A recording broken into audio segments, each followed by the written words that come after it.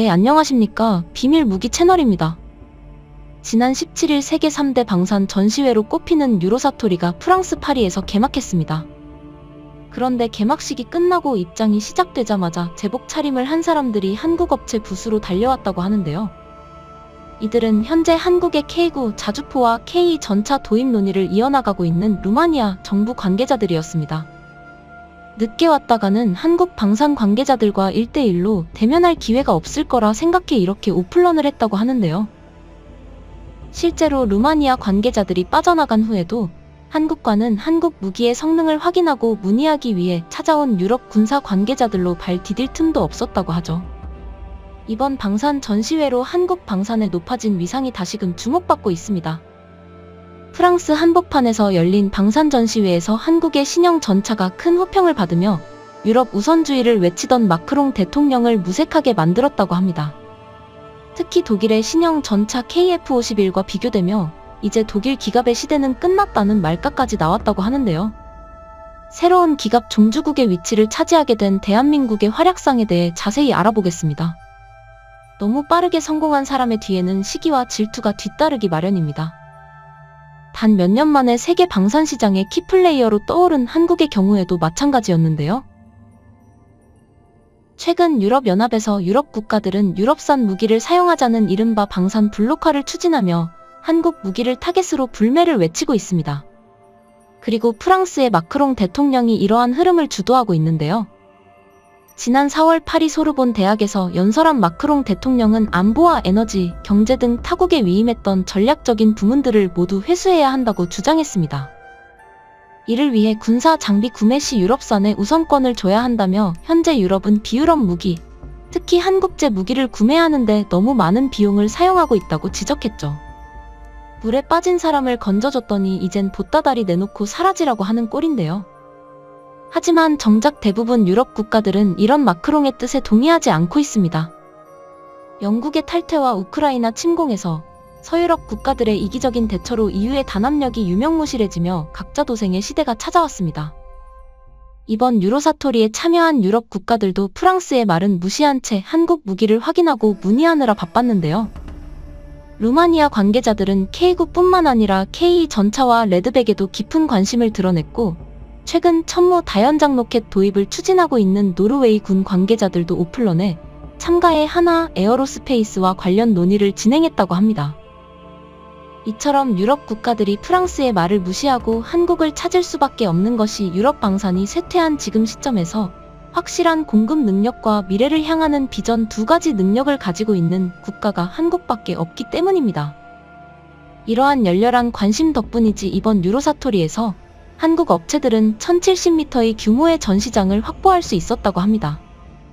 568m였던 지난 2020년보다 2배 가까이 늘어난 것이죠. 역대급 규모로 차려진 한국관에는 이미 유럽에 수출되며 검증된 무기들과 한국 방산의 미래를 제시하는 최신형 무기들이 전시되었다고 합니다. 그리고 폴란드에 대량으로 수출되고 루마니아 수출을 앞두고 있는 K전차의 최신 개량형 KEX의 실물이 공개되어 화제를 모으고 있습니다. 전시된 KEX에는 폴란드에서 요구했던 사항들이 반영되어 있었는데요. 우선 대전차 미사일과 같은 적 투사체를 물리적으로 요격하는 하드킬 능동방어 체계 APS가 탑재되었고 우크라이나 전쟁에서 전차의 천적으로 떠오른 드론 요격 장치가 추가되었습니다.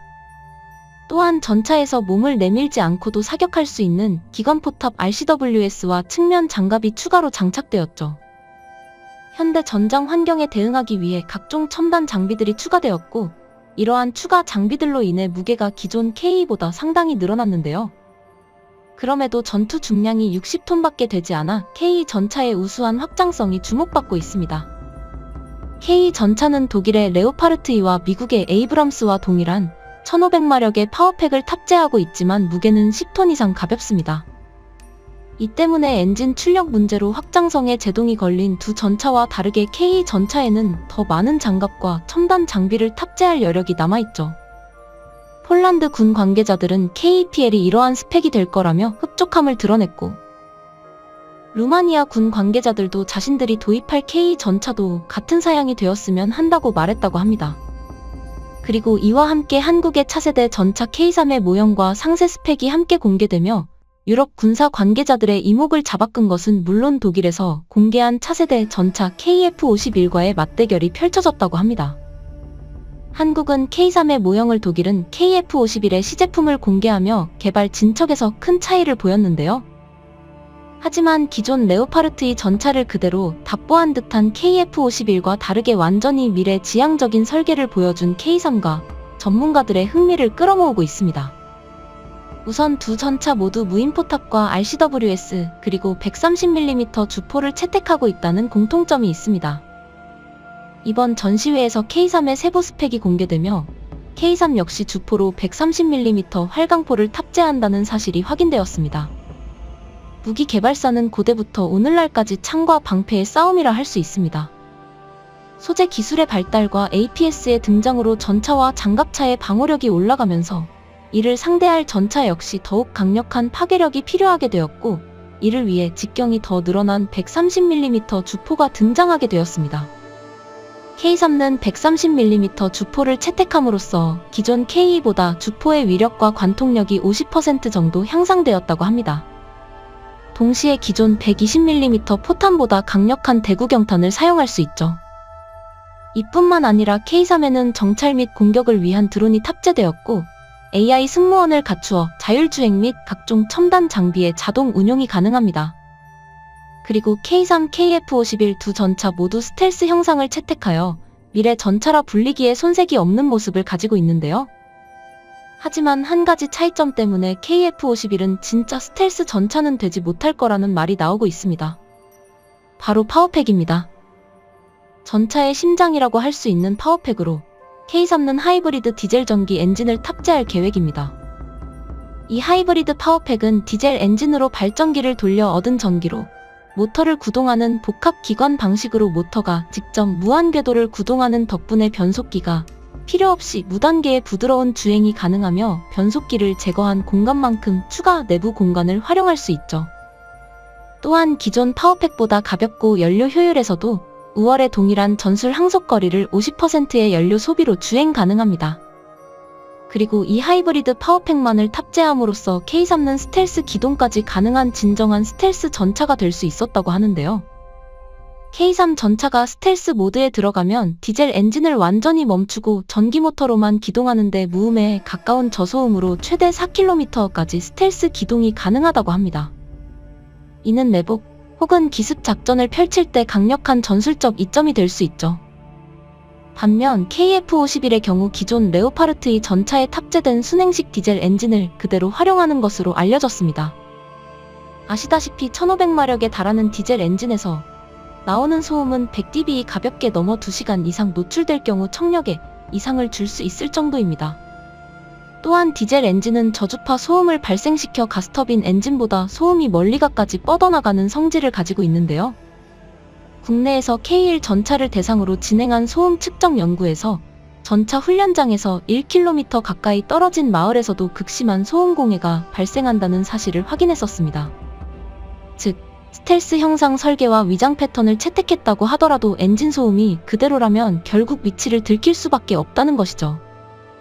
그리고 KF-51의 상세 재원이 공개되었는데 오히려 한국의 전차 설계 사상이 옳았다는 것을 보여주고 있습니다. K3는 55톤, KF-51은 59톤으로 두 전차 모두 무게가 60톤 이하를 맴돌고 있습니다. 3.5세대 전차 중 거의 유일하게 50톤대 무게를 유지했던 K 전차의 선례를 따라가는 것인데요. 사실 독일은 미국과 마찬가지로 더욱 무겁고 두터운 전차를 추구해 왔었습니다. 개량을 거듭할수록 추가 장갑을 증설하고 APS와 RCWS까지 탑재하며 무게를 늘려왔고 가장 최신형인 레오파르트 2A8은 기어코 70톤을 넘어서고 말았죠. 하지만 새롭게 내놓은 신형 전차에서는 무게를 다시 60톤 이하로 낮추며 기동성을 중요시 여긴 한국의 선택이 맞았다는 걸 보여주었습니다. 사실 한국은 환경적인 요소 때문에 경량 전차를 택할 수밖에 없기도 했습니다. 최초의 국산 전차 K1의 개발 당시 군에서 요구한 사항에는 장마철에도 논두렁을 타넘고 진격할 수 있어야 한다는 말이 포함되어 있었다고 합니다. 이러한 설계 이념을 이어받아 K 전차 역시 55톤의 무게로 설계되었죠. 그런데 우크라이나 전쟁이 터지며 이 선택이 신의 한 수가 되었는데요. 최강이라 자부하던 서방 전차들이 지나치게 무거운 덕분에 진흙탕으로 가득한 우크라이나 전장에서 발이 묶여 드론과 포탄 세례에 얻어맞고 속수무책으로 터져나가고 있는 것입니다.